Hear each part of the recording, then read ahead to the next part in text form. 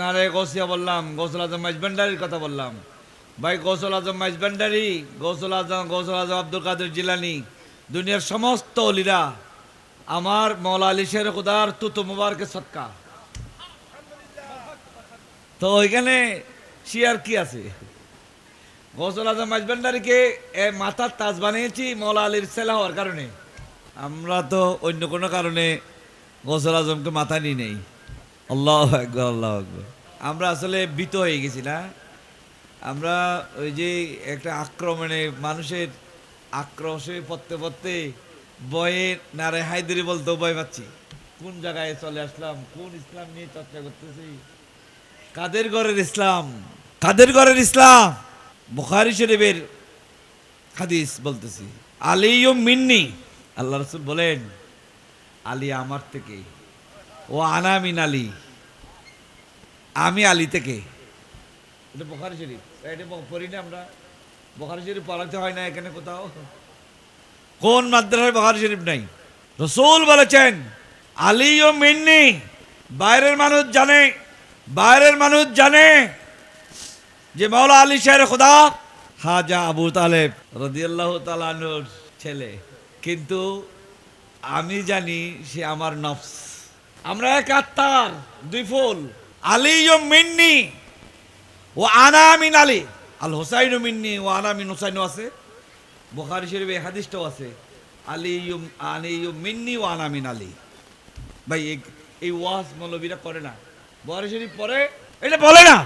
আমরা যে আজকে অবদমিত হলাম, আমরা যে আজকে নির্যাতিত হচ্ছি, আমরা যে আজকে মায়ের খাচ্ছি, আজকে যে আমরা ইহুদি নাসারার গোলামি করছি, এই কারণে গোলামি করছি যাদেরকে মাথায় রাখার দরকার তাদেরকে মাথায় রাখি নাই, যাদেরকে পায়ের নিচে রাখা দরকার তাদেরকে পায়ের মাথার উপর তুলে রেখেছে। এই জন্যই যাদের আদর্শ বুকে ধারণ করার কথা ছিল তাদের আদর্শ আমরা বুকে ধারণ করতে পারি নাই। আল্লাহ আমাদেরকে বোঝার তৌফিক দান করুন। ভাই আজকে আমি একটা নতুন ওয়াজ করব। উনি বলছেন বেলায়েতের ওয়াজ। খানায়ে কাবা বাইতুল্লাহ না? বাইতুল্লাহ মানে কি? আল্লাহর ঘর। কার ঘর? নাম কি আমরা দিয়েছি না আল্লাহ দিয়েছে? আমরা দিয়েছি।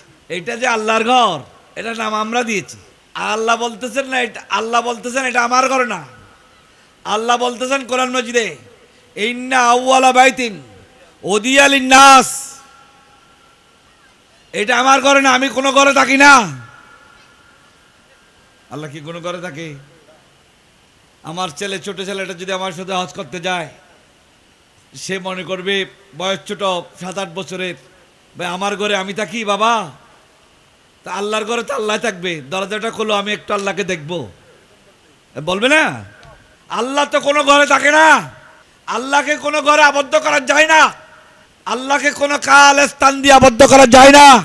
আল্লাহ ঘরের ঊর্ধ্বে, আল্লাহ কালের ঊর্ধ্বে। তো এটা ঘর। আল্লাহ বলেন ইন্না আউওয়ালা বাইতুন উদিয়া লিন-নাস, এই ঘরটা আমি মানুষের জন্য বানিয়েছি। কার জন্য? তাহলে আবু জেহেলের জন্য বানিয়েছেন? তাহলে কিছু মানুষ বাদ। আবু লাহাবের জন্য বানিয়েছেন, ফেরৌনের জন্য বানিয়েছেন, সাদ্দাদের জন্য বানিয়েছেন, নমরুদের জন্য বানিয়েছেন। তাহলে অনেক মানুষ সম্পর্কে আল্লাহ বলেছেন ইন্নামাল মুশরিকুনা নাজাসুন ফালা ইয়াকরাবুল মসজিদাল হারাম। আমি আর যারা আল্লাহকে স্বীকার করে না, লা ইলাহা ইল্লাল্লাহ মুহাম্মাদুর রাসূলুল্লাহ যারা মানে না, তারা যেন এই ঘরে না আসে। তারা নাজাসাত, তারা অপবিত্র। এটা পবিত্র ঘর, আমি মানুষের জন্য বানিয়েছি। যে মানুষের জন্য বানিয়েছেন আল্লাহ, সে মানুষদেরকে বলতেছেন তোমরা যেও না, তোমরা নাপাক। তাহলে কোন মানুষের জন্য বানিয়েছেন? জোরে বলেন না সুবহানাল্লাহ। এবার বলেন কোন মানুষের জন্য বানিয়েছেন? কার জন্য বানিয়েছেন? আরেকটা ইতিহাস বলি, হাজার সাহেব মনে রাখবেন, হযরত আদম আলাইহিস সালাম থেকে ঈসা রুহুল্লাহ পর্যন্ত 1,24,000 নবী দুনিয়াতে আসছে, কেউ খানায়ে কাবায় জন্মগ্রহণ করে নাই। আল্লাহু আকবার বলেন, আরো জোরে, আরো জোরে, আল্লাহু আকবার। দুই হাত তুলে বলেন আল্লাহু আকবার। আদম আলাইহিস সালাম থেকে ঈসা রুহুল্লাহ পর্যন্ত কোন নবী, কয়জন নবী? 1,24,000 নবী। কেউ খানায় কাবায় মানে এই যে মক্কা নগরীতে উম্মুল কুরা, যেখানে আল্লাহ উম্মুল কুরা বলেছেন, মক্কা নগরীর নাম কুরআন মাজিদে উম্মুল কুরা বলেছেন, এই নগরীতে কোন নবীর জন্ম হয় নাই। শুধু একমাত্র নবী মুহাম্মদ রাসূলুল্লাহ সাল্লাল্লাহু আলাইহি সাল্লাম এই নগরীতে জন্মগ্রহণ করেছেন। বলেন সুবহানাল্লাহ, আল্লাহু আকবার। তাহলে কথা কি বোঝা গেল? ইন্না আউওয়ালা বাইতুন উদিয়া লিন-নাস, আমি এই খানা কাবা আদমকে দুনিয়াতে প্রেরণ করার পূর্বে ফেরেশতাদেরকে দিয়ে বানিয়েছি। আমি আদমের জন্য বানাই নাই, আমার নির্দিষ্ট মানুষের জন্য বানিয়েছি, আমার প্রিয় হাবিব মুহাম্মদ রাসূলুল্লাহর জন্য বানিয়েছি। কখনো দায়িত্ব দিয়েছি ফেরেশতাদেরকে বানানোর জন্য, কখনো দায়িত্ব দিয়েছি আদম আলাইহিস সালামকে বানানোর জন্য। শুনেন, আদম আলাইহিস সালাম যখন বেহেশত থেকে দুনিয়াতে আসলেন, আদম আলাইহিস সালাম কোথায় অবতরণ করেছিলেন? শ্রীলঙ্কায়। কোথায়? শ্রীলঙ্কার পাহাড়ে। তাহলে আদম আলাইহিস সালামকে আল্লাহ তো মক্কা নগরীতে পাঠাতে পারতেন। মা হাওয়া তো মক্কা নগরীতে আসছেন। মা হাওয়া বেহেশত থেকে আসার পরে জেদ্দায় নেমেছেন, আর আদম আলাইহিস সালাম নেমেছেন শ্রীলঙ্কায়। তো আদম আলাইহিস সালাম শ্রীলঙ্কায়, জামাই স্বামী স্ত্রী, আমাদের মা বাবা দুইজন তো একসাথে না। আমার কথা, আল্লাহ বলেন আদম, মা হাওয়া জেদ্দা নামবে, কিন্তু তুমি জেদ্দায় নামতে পারবে না, মক্কা নগরীতে যেতে পারবে না, তুমি শ্রীলঙ্কায় যাবে। কারণ কিয়ামত পর্যন্ত মানুষ বলতে পারে খানায়ে কাবার দাম আদম আলাইহিস সালামের কারণে হয়েছে না আদম আলাইহিস সালামের কারণে হয় নাই, সেই কথা প্রমাণ দেওয়ার জন্য আমি তোমাকে শ্রীলঙ্কায় পাঠিয়েছি। বলেন সুবহানাল্লাহ। খানায়ে কাবার দাম কেন? আল্লাহ বলেন লা উকসিমু বিহাযাল বালাদ ওয়া আনতা হিল্লুম বিহাযাল বালাদ, আমি এই নগরীকে সম্মানিত করেছি, ইয়া রাসূলুল্লাহ আপনি এই নগরীতে জন্মগ্রহণ করবেন। বলেন সুবহানাল্লাহ, আল্লাহু আকবার। কোন নবীর জন্য? মুহাম্মদ রাসূলুল্লাহর জন্য বানিয়েছেন। কখনো দায়িত্ব আল্লাহ আদমকে দিয়েছেন বানানোর, কখনো ফেরেশতাদেরকে দিয়েছেন। এবং লম্বা কাহিনী আল্লাহ বলেছেন হযরত ইব্রাহিম আলাইহিস সালাম এবং ইসমাঈল আলাইহিস সালাম খানায়ে কাবা বানিয়েছেন। আমি মূল কথায় চলে আসতে পারবো, আপনারা একটু খেয়াল করেন।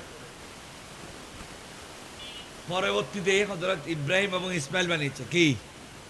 খানায়ে কাবা। ওয়াইজ ইয়ারফাউ ইব্রাহিমুল কাওয়াইদ মিনাল বাইত ওয়া ইসমাঈল, আল্লাহ বলেন খানায়ে কাবা বানানোর জন্য আমি দায়িত্ব দিয়েছি ইব্রাহিম এবং ইসমাঈলকে। ওয়াইজ বাওয়ানা মাকান আল বাইত ওয়াইজ বাওয়ানা লিইব্রাহিম মাকান আল বাইত, আমি ইব্রাহিম আলাইহিস সালামকে বললাম খানায়ে কাবা ভেঙে গেছে, আদম আলাইহিস সালাম যেটা বানিয়েছেন এইটা এখন তোমাকে বানাতে হবে। কাকে? ইব্রাহিমকে। তখন ইব্রাহিম ফিলিস্তিনে। ইসমাঈল আলাইহিস সালাম যেদিন জন্মগ্রহণ করলো, আল্লাহ সেদিন বললেন ইব্রাহিম ইসমাঈল তোমরা আজকে চলে যাও খানায়ে কাবা বানানোর জন্য। আল্লাহু আকবার। আমরা তো প্রশ্ন করতে পারি, ইসমাঈল তো কে নিয়ে ইসমাঈল জন্মগ্রহণ করে, ইসমাঈল আলাইহিস সালাম জন্মগ্রহণ করার আগে আল্লাহ হযরত ইব্রাহিম এবং হাজারা কে নিয়ে মক্কা নগরীতে পাঠাতে পারতেন। আল্লাহ বলেন না না, ইসমাঈলের জন্ম খানায়ে কাবায় হবে না, ইসমাঈলের জন্ম আগে ফিলিস্তিনে হয়ে যাক, যেদিন হবে সেদিন রওনা। আল্লাহু আকবার বলেন। কি বুঝলেন? খানায়ে কাবায় কোন নবী জন্মগ্রহণ করার সুযোগ আল্লাহ দেন নাই, মক্কা নগরীতেও দেন নাই। কোন নবী খানায়ে কাবায় মক্কা নগরীতে জন্মগ্রহণ করতে পারে নাই। আল্লাহ বলেন আজকে 1 লাখ রাকাতের সওয়াব। কোথায়? 1 রাকাত 1 লাখ রাকাতের সওয়াব খানায়ে কাবার কারণে না। ওয়া আনতা হিল্লুম বিহাযাল বালাদ, হে রাসূল আপনি এখানে জন্মগ্রহণ করার কারণে। বলেন সুবহানাল্লাহ। নবীর কদম পড়ার কারণে। কোথায় পড়েছে রাসূলের কদম? মক্কায়।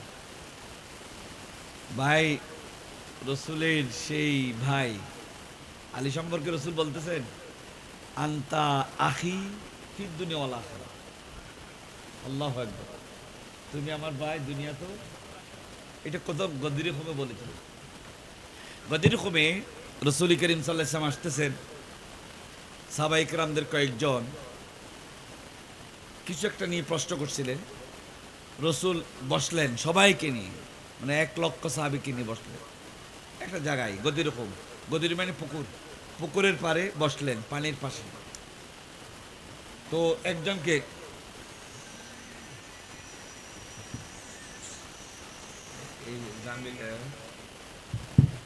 একজনকে আরেকজনের সাথে ভাই বানিয়ে দিচ্ছে। রসুল দুনিয়া থেকে চলে যাবে, তুমি তোমার ভাই, তুমি তোমার ভাই ভাই হিসেবে বানিয়ে দিচ্ছে। যে আবু বকর সিদ্দিক, তুমি ওনাকে ভাই হিসেবে গ্রহণ করে নাও। ওমর তুমি অমুককে ভাই হিসেবে গ্রহণ করে নাও। ওসমান তুমি অমুককে ভাই হিসেবে গ্রহণ করে নাও। এক একজনকে এক একজনের ভাই বানিয়ে দিচ্ছেন। একসাথে দেখো, একজনের খবর একজন নিও। হযরত আলী কাঁদতেছে। হযরত আলীকে কারো ভাই বানান নাই। হযরত আলী কাঁদতেছে।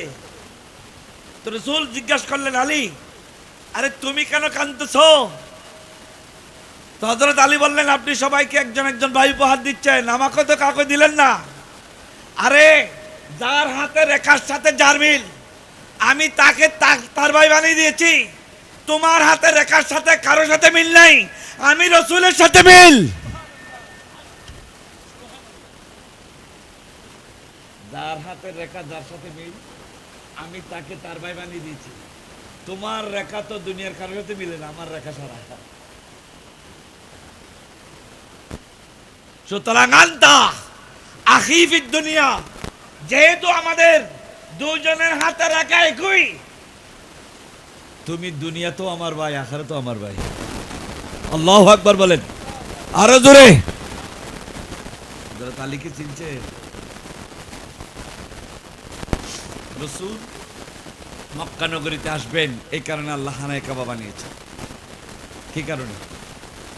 আচ্ছা, আপনারা মকাম ইব্রাহিম ছিলেন, এখানে পায়ের চক আছে না, একটা পাথরে পায়ের চক আছে না ভাই? আপনারা এখানে হাঁটলে, পাথরের উপর হাঁটলে পায়ের চক পড়ে নাকি? তো এখানে কেমন পাথরের উপর কেন পায়ের চক পড়লো?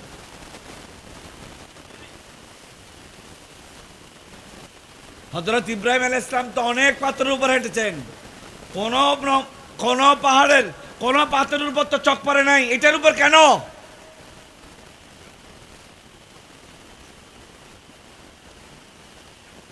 উনি তো হাজার হাজার পাথরের উপর হেঁটেছেন,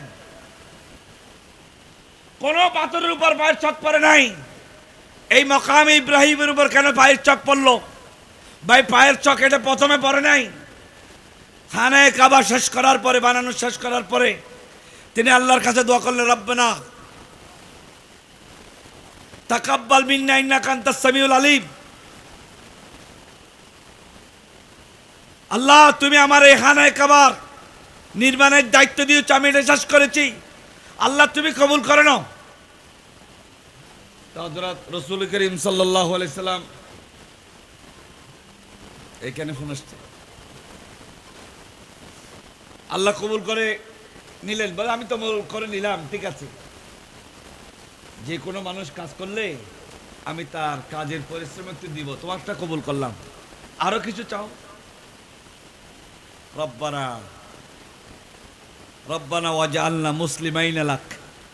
আল্লাহ আমাকে এবং আমার ছেলে ইসমাইলকে মুসলমান করে রেখো।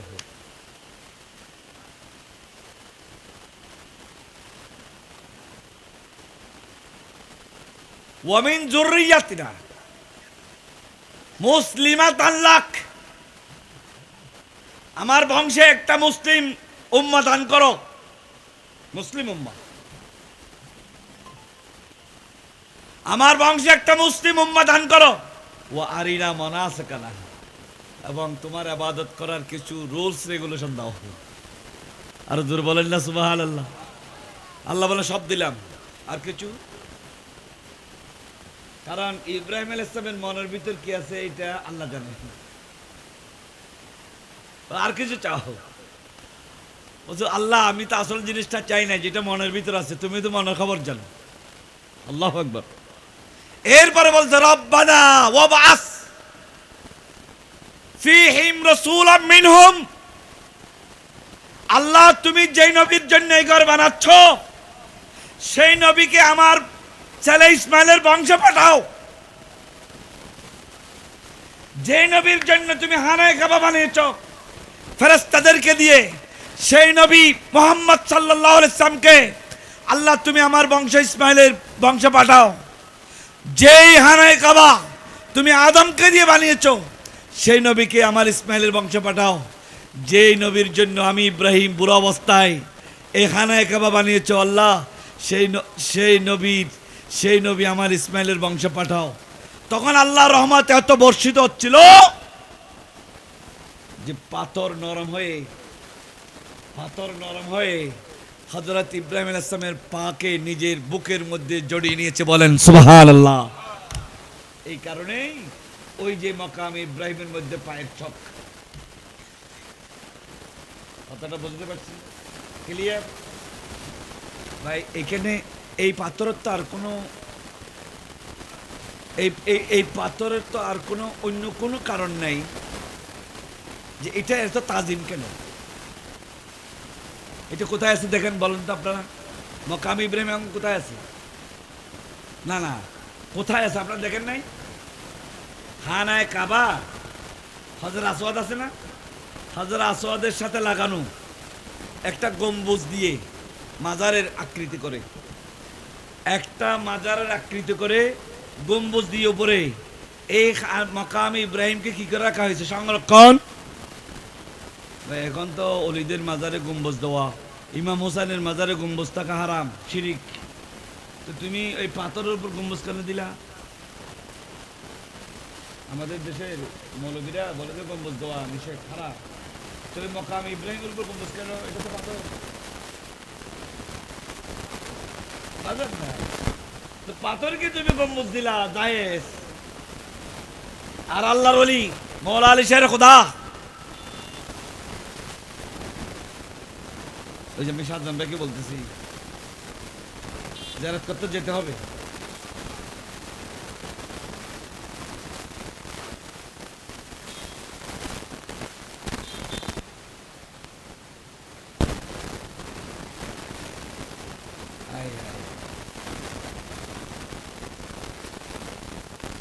আল্লাহ আমাদেরকে বোঝার তৌফিক দান করুন। আল্লাহ আমাদেরকে সত্য জিনিস বোঝার তৌফিক দান করুন। তাহলে হানায়ে কাবায় রাসূলুল্লাহ আগমন করবেন, এই কারণে আয়োজন চলতেছে। নবীরা হানায়ে কাবা বানাচ্ছে। এই পাথরটা মাকাম ইব্রাহিম একটা পাথর ছিল, নরমাল একটা পাথর ছিল, সাধারণ একটা পাথর ছিল। এটা অসাধারণ হয়ে গেছে, এটার গম্বুজ হয়ে গেছে। ভাই আমাদের এখানে মসজিদে নামাজ হয় না, পয়সা লাগে? পয়সা ছাড়া ফ্রি? কেউ নামাজ পড়তে গেলে পয়সা দেন? পানিও তো ফ্রি, ফ্যান ফ্রি, ইমাম সাহেব প্রায় ফ্রি, সব ফ্রি। এখানে নামাজ চলতেছে ফ্রি।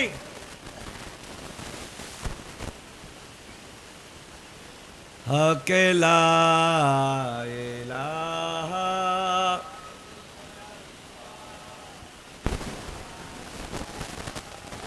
ইল্লাল্লাহ, হকে লা ইলাহা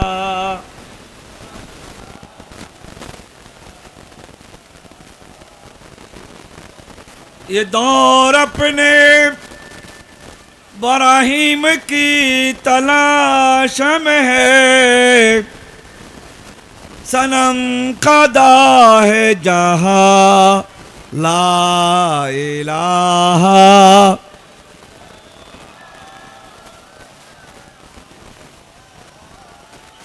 हक ला इलाहा,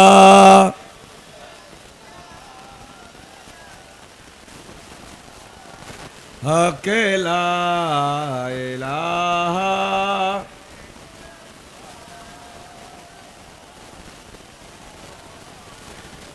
আমি যে কথাটা বলতে যাচ্ছি আপনারা একটু খেয়াল করেন, শুনেন। এখন এই পাথরের কথাটা একটু ভালো করে খেয়াল করেন। আমরা এখানে মসজিদে নামাজ পড়লে ফ্রি, কিন্তু তওয়াফ করার জন্য, খানায় কাবা তওয়াফ করার জন্য আমাদেরকে 6 লাখ টাকা খরচ করে যেতে হয়। কয় লাখ টাকা? 6-7 লাখ টাকা খরচ করে যেতে হয় না তওয়াফ করার জন্য? তওয়াফ কি বাংলাদেশে হয়? নামাজ বাংলাদেশে হয়, রোজা বাংলাদেশে হয়, মা বাবার খেদমত বাংলাদেশে হয়, সদকা খায়রাত বাংলাদেশে হয়, কলেমাও বাংলাদেশে হয়।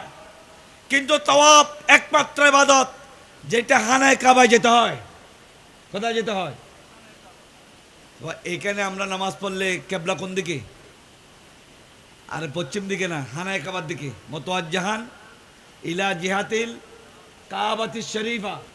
আপনি যদি খানায় কাবার পশ্চিমে থাকেন তাহলে আপনি তো পূর্ব দিকে, যদি উত্তরে থাকেন তাহলে দক্ষিণ দিকে, দক্ষিণে থাকলে উত্তর দিকে। যেহেতু আমরা পূর্ব দিকে আছি এই জন্য পশ্চিম দিকে। আসলে আমরা মুখ করি কোন দিকে? কেবলার দিকে, খানায় কাবার দিকে। ভাই, যে নামাজটা বাংলাদেশে পড়া যায় সেটার কেবলা খানায় কাবা। আর যে তাওয়াফ 6 লাখ টাকা দিয়ে করতে হয় সেটার কেবলা কিন্তু খানায় কাবা না, সেটার কেবলা মাকামে ইব্রাহিম। কথা বুঝেন না মনে হয়? তওয়াফ করার পরে 2 রাকাত ওয়াজিব নামাজ আছে। তওয়াফ করার পরে 2 রাকাত ওয়াজিব নামাজ আছে। সেই 2 রাকাত নামাজ পড়তে হয় মাকামে ইব্রাহিমের দিকে, খানায় কাবার দিকে। ওয়াত্তাখিযু মিন মাকামে ইব্রাহিম মুসাল্লা। আল্লাহ কোরআনে বলে দিয়েছেন 6 লক্ষ টাকা খরচ করে আমার ঘর তওয়াফ করতে আসছো, সুতরাং খানায় কাবা তোমার কেবলা হবে না, কেবলা হবে সেই মাকামে ইব্রাহিম। যেই মাকামে ইব্রাহিমের উপরে ইব্রাহিম আলাইহিস সালামের পায়ের চক আছে। বলেন সুবহানাল্লাহ, আল্লাহু আকবার। এখন আমরা কাকে যদি শুনেন, মানুষ বলে শিরিক করতেছি। ভাই, তুমি তখন পাথরকে কেবলা বানাইছো মাকাম ইব্রাহিমকে, আরো 6 লাখ টাকা খরচ করে।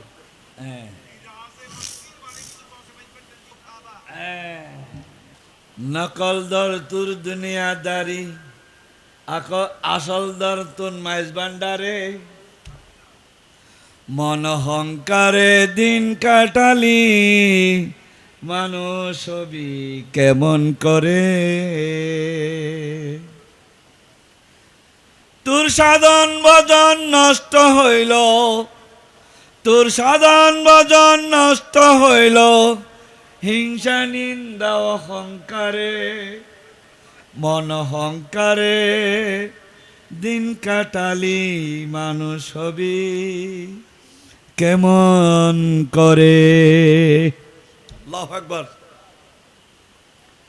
নকল দকল ধন তোর দুনিয়াদারি, আসল ধন তোর মাঝ ভান্ডারে।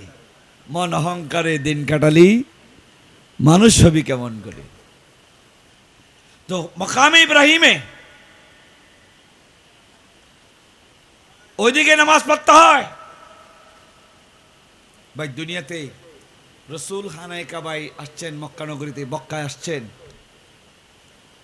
কিন্তু রসুলের এই ভাই হযরত মাওলা আলী শের খোদা উনি মক্কা নগরীতে না, খানায় কাবার ভিতরে জন্মগ্রহণ করেছে। আল্লাহু আকবার। এটা রসুলের স্পেশাল বরকত। কারণ হযরত আলী রাদিয়াল্লাহু তাআলার মার নাম ছিল ফাতেমা। এই কথা মনে রাখবেন। কি নাম? ফাতেমা বিনতে আসাদ। রসুল্লাহ যখন এতিম, মা বাবা তো ছোট অবস্থায় চলে গেছে, বাবা তো আগেই রসুল দুনিয়াতে আসার আগেই চলে গেছে, মাও প্রায় 7 বছরের বয়সে চলে গেছে। এই এতিম রসুল্লাহ কোন বেলা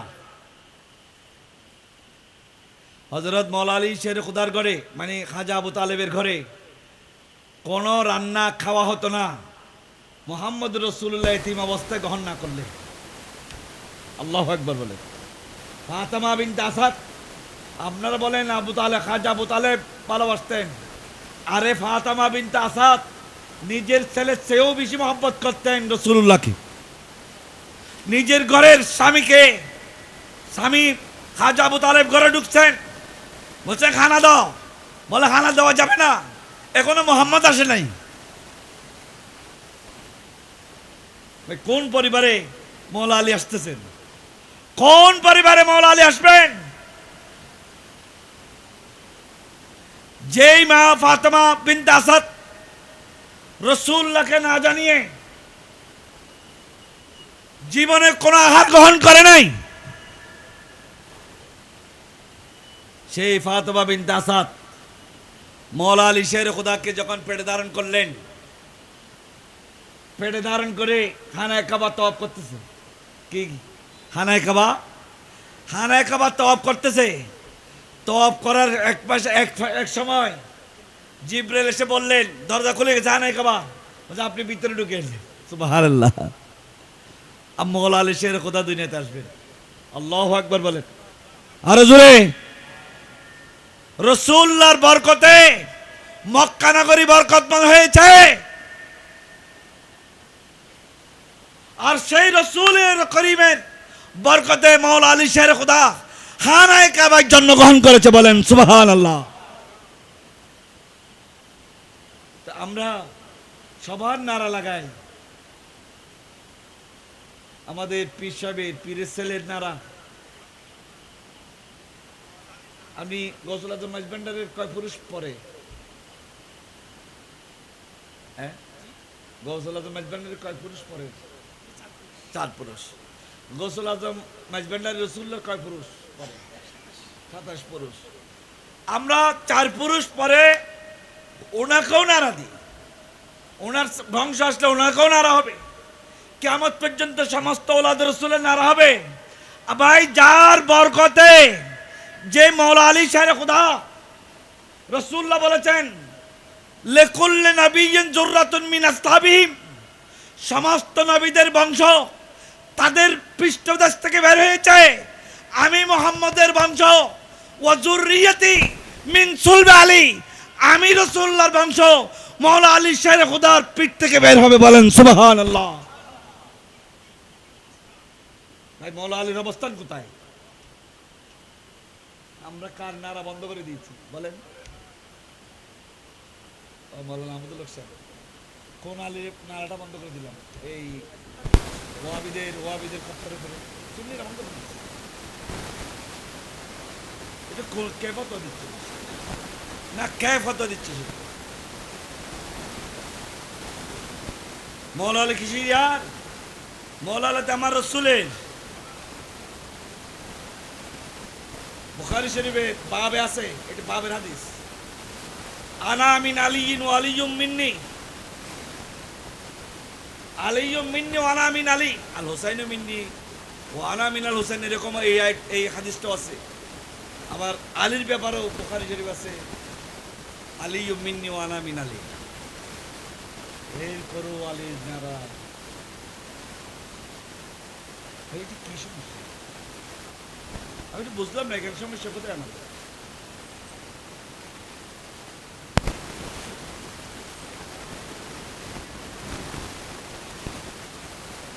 আল্লাহু আকবার। আল্লাহ আমাদেরকে বোঝার তৌফিক দান করুক।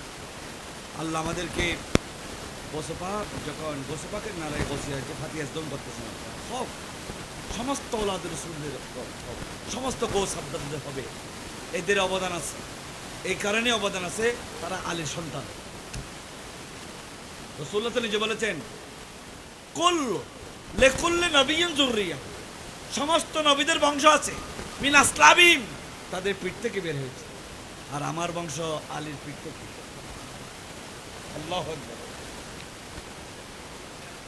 মিন সুলবি আলী, আলীর পিঠ থেকে বের হয়েছে।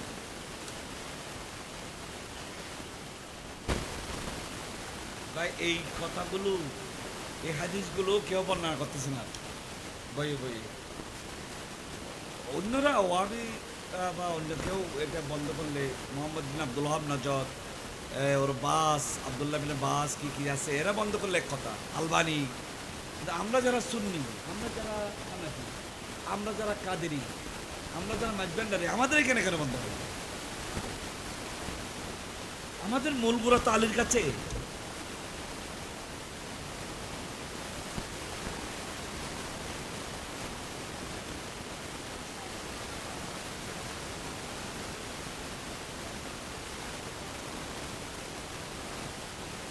না, এমনি আমি এটা বলছি, আমরা গোসপাককে এই কথাটা রেকর্ড হলো হোক। গোসপাক যখন এরাকে আসলেন, রসুল পাক স্বপ্ন দেখালেন যে তুমি ওয়াজ করো। হুজুরকে রসুল পাককে গোসপাক বলতেছেন, আমি আজবি মানুষ, পার্সি ভাষাভাষী, এখানে সবাই আরবি, আমি এদের কাছে কেমন ওয়াজ করতাম? রসুল পাক 7 বার তো তোমার ঘুমের মধ্যে 7 বার। তারপর দিন মৌলা আলী শেরে ওদাকে স্বপ্ন দেখলেন, কে? গোসপাক।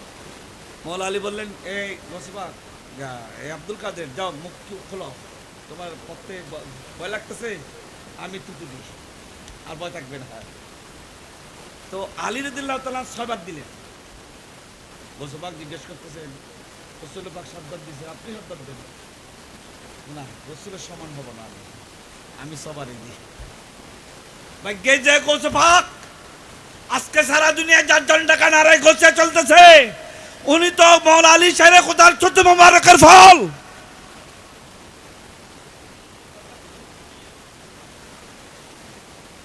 সেই মৌলা আলীর নামে নারা হবে না কেন?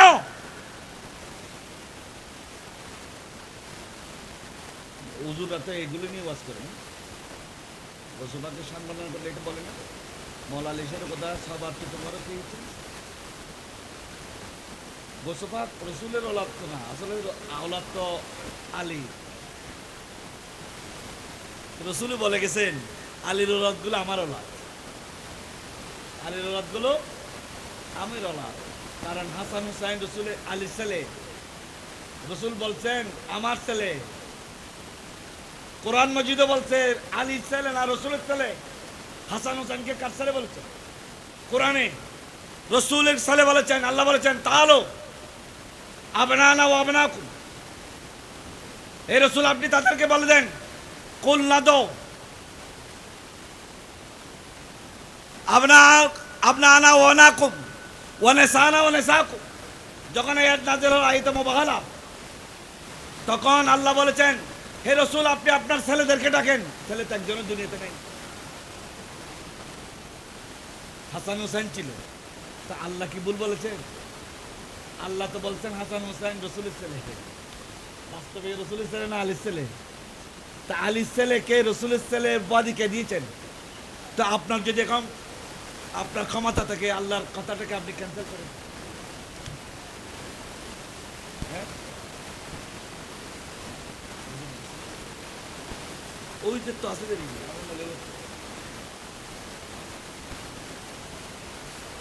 কুল তাআলা, রসুল বলেন ডাকেন, আপনার ছেলেদেরকে ডাকেন। ছেলে তো নাই তিনি, রসুল পাকের ছেলে আব্দুল্লাহ, ইব্রাহিম, 3 ছেলে বা মতান্তরী নাম বেশ কম আছে, আব্দুল্লাহ, ইব্রাহিম, তৈয়ব, কাসেম, এগুলো ডাক নাম। কাসেম একজন নাম আছে। তখন তো ওরা মারা গেছেন, একজনও দুনিয়াতে নাই। আল্লাহ বলতেছে আপনি আপনার ছেলেদেরকে ডাকেন ইয়া রাসূলুল্লাহ। তো ছেলে তো নাই। আল্লাহ কি ভুল বলেছেন? আল্লাহ বলছেন, ছেলে তোমরা যেগুলো ইন্তেকাল করছো ছেলে বলতেছো, সেগুলো ছেলে ছিল, আসল ছেলে হাসান হুসাইন। আরো জোরে বলেন না সুবহানাল্লাহ, আরো জোরে। আল্লাহ আমাদেরকে বোঝার তৌফিক দান করুন। তো সেই মৌলা আলী শের খোদা কোথায় জন্মগ্রহণ করেছেন? আজকে যেটা তো অব করতেছেন, এক শায়ের খুব সুন্দর বলেছে, ये जो तुम काबा कहते हो नहीं समझोगे। আমার গলা ভাঙা তো, নাহলে আমি টান দিতে চেষ্টা করতাম, ওরা তো টান দিলে সুন্দর লাগে, তারপরেও ভাঙা গলা একটু টান দিতাম। টান দেন আরো তো শুনতে ভালো লাগে।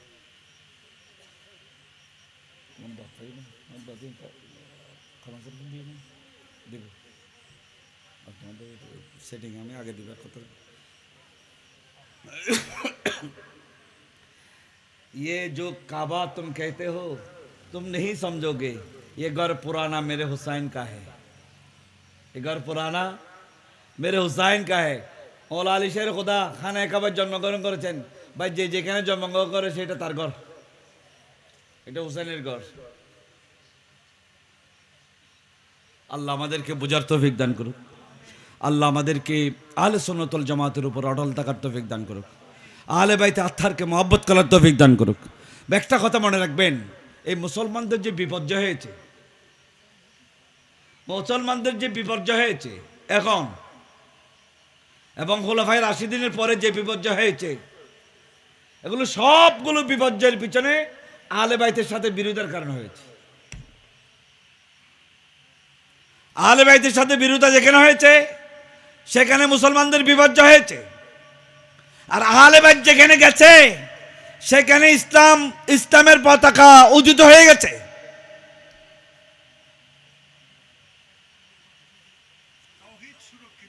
আহা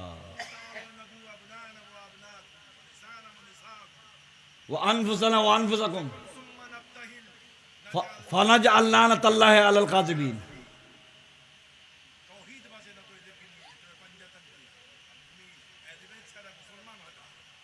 আল্লাহ আমাদেরকে বোঝার তৌফিক দান করুক। আমি শান বেলায়েতের উপর কথা বলতে বলা হয়েছিল, তো ওই কথাটা আমি মওলা আলী শের খোদা বেলায়েতের সম্রাট, বেলায়েতের সম্রাটকে মওলা আলী শের খোদা, এটা নিয়ে কারো একতলাপ নেই, এটা দিওবন্দীদেরও একতলাপ নেই, এটা এই সরকারি বেসরকারি কোনো মাদ্রাসার একতলাপ নাই। বেলায়েতের সম্রাটকে মওলা আলী শের খোদা। সেই মওলা আলী শের খোদার বংশের যারা আছেন, ওলাদ রসুল যারা আছেন, এদেরকে আমরা মাথার তাজ বানিয়ে রেখেছি। তবে একটা দুঃখ হয়, যাদেরকে আমরা মাথার তাজ বানিয়েছি তারাও যদি উচ্চস্বরে নারায়ে হায়দার ইয়া আলী বলতো সব জায়গায়, তাহলে আমরা আমাদের এই মনের জায়গাটা আরো ক্লিয়ার হতো। আল্লাহ আমাদেরকে বোঝার তৌফিক দান করুক।